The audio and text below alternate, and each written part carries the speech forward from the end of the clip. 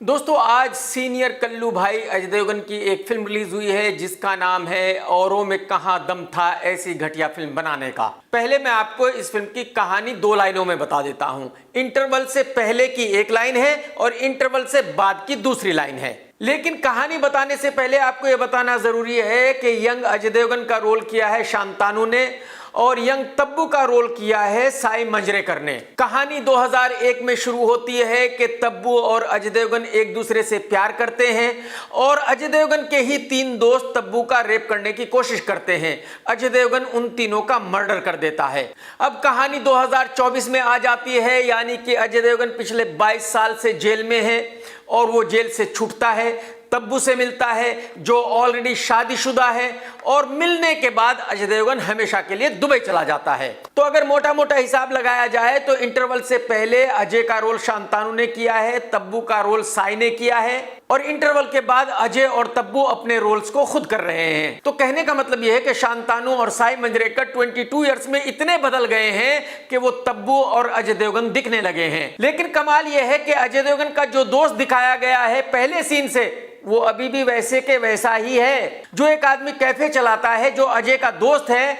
वो भी इतने सालों के बाद वैसे का वैसा ही है, बिल्कुल जवान। जो फिल्म के बाकी कैरेक्टर्स हैं वो भी 22 साल के बाद बिल्कुल वैसे के वैसे ही हैं जैसे कि पहले सीन में थे, बस तब्बू और अजय बदल गए हैं। ओ भाई कमाल करते हो डायरेक्टर साहब आप यार। अब जब कहानी ही 2 लाइन की है तो स्क्रीन प्ले 2.5 घंटे की फिल्म का कहां से आएगा भाई साहब। तो राइटर डायरेक्टर नीरज पांडे ने एक एक सीन को फिल्म में 3-3 बार रखा है। भाई इतनी छोटी सी कहानी पर अगर 2.5 घंटे की फिल्म बनानी है तो जाहिर सी बात है एक एक सीन को 3-3 बार तो दिखाना ही पड़ेगा। 3 बार नहीं दिखाओगे तो 2.5 घंटे की फिल्म कैसे बनेगी। अब जबकि कहानी 2024 में आ चुकी है तो जाहिर सी बात है अजय देवगन की एज 55 साल है, तब्बू की एज 52 साल है और इस एज में रोमांस दिखाया जा रहा है। तब्बू पूछ रही है अजय से, क्या आप मुझे याद करते थे? क्या आप मुझे अभी भी प्यार करते हो? क्या मैं याद आती थी? और जो फिल्में देखते हैं उन दर्शकों की एज क्या है? 15 से 35 साल। तो मुझे आप ये बताइए कि जो दर्शक 15 से 35 साल के हैं जो फिल्में देखते हैं उनको घंटा फर्क पड़ता है इस बात से कि बुढ़िया तब्बू को प्यार हो गया है या नहीं हो गया है। बुढ़िया तब्बू किसी से पूछ रही है कि तुम मुझे याद करते थे या नहीं करते थे। मतलब अगर डायरेक्टर ने एक 55 साल के आदमी और 52 साल की औरत का प्यार दिखाना था तो कम से कम डायलॉग्स वैसे रखते, ऐसे छिछोरे डायलॉग्स नहीं रखने चाहिए थे। मुझे आप ये बताइए कि 55 साल का वो कौन सा आदमी है जो एक शादीशुदा औरत को ये कहेगा कि मैं तो आपके बिना जी नहीं पा रहा हूं, मैं तो आपके बिना मरे जा रहा हूं, मैं तो आपको रोज याद करता हूं। अब रियल जिंदगी में आ जाते हैं। एक्चुअली तब्बू ने अजय को बताया हुआ है कि देखो मैं 52 साल की हो गई हूं, आज तक शादी नहीं की। क्यों नहीं की? सिर्फ इसलिए कि तुमसे प्यार करती हूं। अगर तुमसे मेरी शादी नहीं हुई तो फिर मैं किसी से भी नहीं करूंगी, बात खत्म हो गई।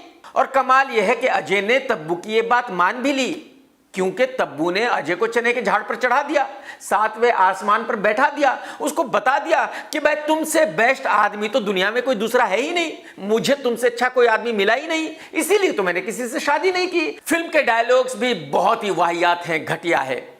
एक डायलॉग है जो फिल्म में तकरीबन 50 से 60 बार बोला गया है। अजय तब्बू से बार बार पूछता है, मेरी एक बात मानोगी? तब्बू अजय से बार बार कहती है, मेरी एक बात मानोगे? भाई साहब ये डायलॉग सुनते सुनते मैं इतना पक गया था, कसम से अगर नीरज पांडे मेरे साथ बैठकर इस फिल्म को देख रहा होता तो भाई मैं उसका मुंह तोड़ देता। म्यूजिक अरे भाई क्या बात है भाई। पूरी फिल्म में एक ही गाना है जो तकरीबन 20 से 25 बार बजता है और ये गाना भी कौन सा गाना है? ये वैसा ही गाना है जो 70s 80s में आया करता था। याद है एक गाना था, जब हम जवां होंगे जाने कहां होंगे। ओ गॉड। मतलब भाई नीरज पांडे को सैल्यूट है यार, कमाल का डायरेक्टर है यार ये। एक्शन ठीक वैसा ही है जैसा कि मालेगांव की भोजपुरी फिल्मों में होता है। पूरी फिल्म में 2 एक्शन सीन है और भाई वो एक्शन देख करके आप लोटपोट होकर हंसने लगेंगे। आप ये कहेंगे कि 2024 की फिल्म में ये एक्शन कैसे हो सकता है और अजय देवगन ये एक्शन करने के लिए राजी कैसे हुआ। डायरेक्शन, हाय हाय हाय, क्या ही बोलूं, मां कसम मेरे पास अल्फाज नहीं है। समझो अजय और तब्बू का ये सीन चल रहा है। तब्बू पूछ रही है, मुझसे अभी भी प्यार करते हो? मुझे याद करते थे, मुझे आगे भी हमेशा प्यार करोगे ना?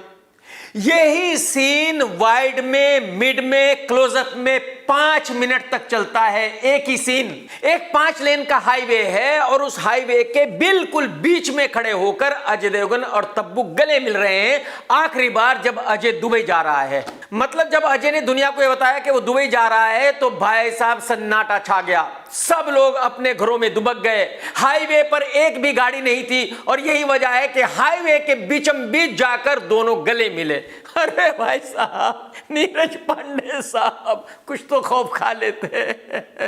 जैसे कि मैं पहले ही बता चुका हूं कि नीरज ने एक एक सीन को 3-3 बार दिखाया है। तो तब्बू का रेप हुआ, ये सीन दिखाया कि कैसे अजय ने जाकर बचाया। फिर 15 मिनट के बाद इस सीन को दोबारा दिखाया गया और कहा गया पब्लिक से कि देखो भाई, वो सीन जो आपने देखा था वो सही नहीं है, अब आप देखो एक्चुअली ऐसे हुआ था। और वही सीन फिर पूरा दिखाया गया थोड़ा सा चेंज करके। और 15 मिनट के बाद फिर वही सीन दिखाया गया और पब्लिक से कहा गया कि नहीं नहीं नहीं, जो आपने एक बार देखा था वो भी सही नहीं था, जो आपने दूसरी बार देखा वो भी सही नहीं था। एक्चुअली जो सीन अब आप देखने वाले हो ये सही है, एक बार फिर से देखो, असल में ये हुआ था। अब मैं घटिया वाहियात डायरेक्टर नीरज पांडे से जानना चाहता हूं कि भाई साहब आप क्या समझते हो कि जो लोग आपकी फिल्म देखने जाएंगे वो बिल्कुल नाकारे हैं, उनके पास फालतू का टाइम है, फालतू के पैसे हैं और बस सिर्फ वो वेस्ट करने जा रहे हैं, तो आप उनको एक सीन 3 बार दिखाओगे और उनको कहोगे कि जो पहली बार देखा था वो गलत था, जो दूसरी बार देखा था वो भी गलत था, जो तीसरी बार दिखा रहा हूं वो सही है, इसको तीसरी बार देखो। भाई साहब, ये एक सीन 3 बार दिखाने के लिए फिल्म को दर्शकों के साथ बैठकर देखना। अगर दर्शकों ने जूते से नहीं मारा ना तो बोलना। अच्छा, कमाल यह है कि ये एक ही सीन नहीं है जो 3-3 बार दिखाया गया हो, और भी सीन है। स्टार्टिंग में ही फिल्म शुरू होती है, हीरो हीरोइन बैठे हुए हैं और पूरा सीन बैक साइड से दिखाया गया है। फिर सेकंड टाइम फ्रंट से दिखाया गया है कि कहां कहां हाथ गया था। मतलब ये आदमी क्या सोच रहा था जब फिल्म बना रहा था यार। मैं हैरान हूं, परेशान हूं, मेरी समझ में ये नहीं आ रहा है कि एसोसिएशन ने इसको कार्ड कैसे दिया और इसको डायरेक्टर कैसे माना, और जो एक्टर्स इसके साथ काम करते हैं वो इससे क्या सुनते होंगे और क्या ये उनको बताता होगा।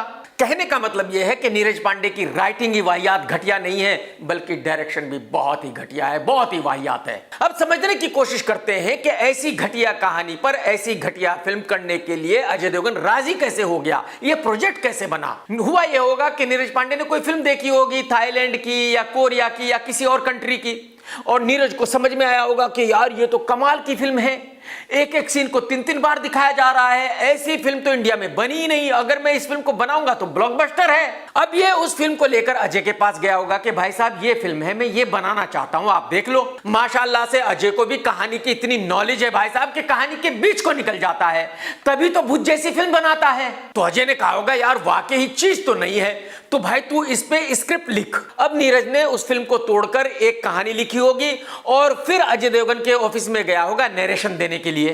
कुमार मंगत जी ने 5-6 आदमियों की एक टीम बनाई हुई है और ये लोग ही हर उस कहानी को सुनते हैं जिसको कुमार मंगत जी बनाते हैं या जिसमें अजय देवगन काम करते हैं। और कुमार जी का ऐसा मानना है कि जो इस टीम में लोग हैं वो एकदम जीनियस है, वो किसी भी स्क्रिप्ट के बीच को निकल जाते हैं ऐसे। लेकिन एक्चुअली होता क्या है, इनमें से हर एक की तनख्वाह है 25 से 50 हजार रुपए, तो जाहिर सी बात है वो बेचारे तो कहानी सुनकर ही अपना घर चला रहे हैं।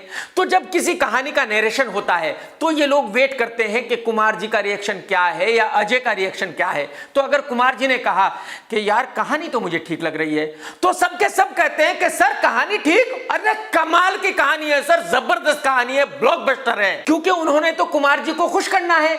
और कहीं अगर कुमार जी ने यह कहा कि यार कहानी कुछ मुझे ज्यादा ठीक नहीं लगी, तो सबके सब कहेंगे सर वाहियात कहानी है, बकवास कहानी है, घटिया कहानी है, भले ही वो कितनी भी अच्छी कहानी हो, क्योंकि उन्होंने तो कुमार जी को खुश करना है। अगर वो अजय और कुमार जी की हां में हां नहीं करेंगे तो भाई साहब दूसरे दिन नौकरी से निकाल दिए जाएंगे, घर कैसे चलेगा उन बेचारों का। तो हकीकत यह है कि इस टीम में जितने भी लोग हैं इनको कहानी का के भी नहीं पता, इनको घंटा भी पता नहीं है फिल्म की कहानी के बारे में। और इस बात का सबूत यह है कि अगर इन लोगों को कहानी का पता होता तो अजय देवगन भूज, रनवे 34, थैंक गॉड, भोला और मैदान जैसी फिल्म ना करता। अब मुझे यह बताइए कि जिन लोगों ने इन फिल्मों की कहानी को ओके किया, इन फिल्मों की कहानी को मास्टरपीस बताया, उन लुक्खों को कहानी के बारे में कैसे पता है। अब कुमार जी ये जरूर कहेंगे कि भाई हमने तो 2 हिट फिल्में भी बनाई है, दृश्यम 2 और शैतान, लेकिन वो दोनों ही फिल्में बनी बनाई फिल्में थी। इन्होंने खाली उन फिल्मों को फ्रेम टू फ्रेम कॉपी किया। एक गुजराती फिल्म थी, दूसरी मलयालम फिल्म थी। तो हकीकत यह है कि ना ही वो नई कहानियां थी और ना ही इन्होंने उन फिल्मों का कोई नरेशन लिया था।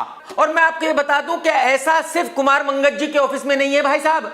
बॉलीवुड के जितने भी प्रोडक्शन हाउस हैं उन सब प्रोडक्शन हाउसेज में एक टीम बनी हुई है नरेशन लेने के लिए, और तब भी ये लुक है 100 में से 95% फिल्में फ्लॉप बनाते हैं। एक्चुअली जितने भी बॉलीवुड वाले हैं वो अपना ईगो बनाते हैं, फिल्में नहीं बनाते। हर बॉलीवुड वाला यही कहता है कि उससे बड़ा जीनियस बॉलीवुड में कोई नहीं है। अगर एक्टिंग की बात करूं तो क्या ही कहूं, सीनियर कल्लू भाई अजय देवगन ने वैसी ही एक्टिंग की है जैसी वो 35 साल से करता आ रहा है। 35 साल से एक ही एक्सप्रेशन, एक ही एक्टिंग, उसी को पेले जा रहा है, पेले जा रहा है, पेले जा रहा है। शांतानु का बेचारे का ये रोल ही नहीं था। वो ऐसे रोल में कैसे फिट हो सकता है जो मर्डर कर रहा है एकदम तुर्रम खान है, मुझे बताइए। तब्बू की एक्टिंग के बारे में क्या कहूं। नीरज पांडे इस कोशिश में था कि तब्बू ज्यादा से ज्यादा खूबसूरत कैसे लगे। तब्बू कहीं भी खड़ी है तो हवा में बाल उड़ रहे हैं, बढ़िया सी साड़ी पहनाई हुई है और अजय देवगन से पूछ रही है आप मुझे अभी भी प्यार करते हो ना, आप अभी भी हमेशा मुझे प्यार करोगे ना। मतलब ये डायलॉग सुन के ही आदमी इरिटेट हो जाता है, तो एक्टिंग की तो बात ही छोड़ दीजिए। जिम्मी शेरगिल बेचारा नकली काली मूछें लगाई हुई है, एकदम सूखा सा बूढ़ा सा, तब्बू का हस्बैंड है और अजय देवगन के सामने खड़े होकर डायलॉग्स बोल रहा है। भाई साहब, अरे भाई साहब, नीरज साहब, क्या कास्टिंग थी ये गुरुजी। साई मंजरेकर ने अपने रोल को अच्छे से निभाया है, एक्टिंग भी अच्छी की है, लेकिन प्रॉब्लम यह है कि इस लड़की को कोई भी अच्छी फिल्म मिल ही नहीं रही है। एक्चुअली जो भी अच्छे निर्माता निर्देशक है वो इस लड़की को फिल्म ऑफर करेंगे नहीं, इसके बात की वजह से, महेश मंजरेकर की वजह से। क्योंकि महेश मंजरेकर किसी से भी बात करता है तो भाईगिरी दिखाता है, तो यही वजह है कि ज्यादा फिल्म वाले इससे दूर रहना चाहते हैं। हालांकि ये लड़की बहुत ही टैलेंटेड है, अगर इसको एक अच्छी फिल्म मिल जाए तो ये दीपिका बन सकती है। कुल मिलाकर ये फिल्म नहीं है बल्कि 2.5 घंटे का टॉर्चर है, और इस टॉर्चर को झेल लेने की शायद किसी में भी हिम्मत नहीं है। ना इसमें अच्छे एक्टर्स हैं, ना इसमें म्यूजिक है, ना इसमें एक्शन है, ना इसमें रोमांस है, ना इसमें इमोशन है, ना इसमें एंटरटेनमेंट है। यानी कि इस फिल्म में ऐसा कुछ भी नहीं है जिसकी वजह से इस फिल्म को देखा जाए।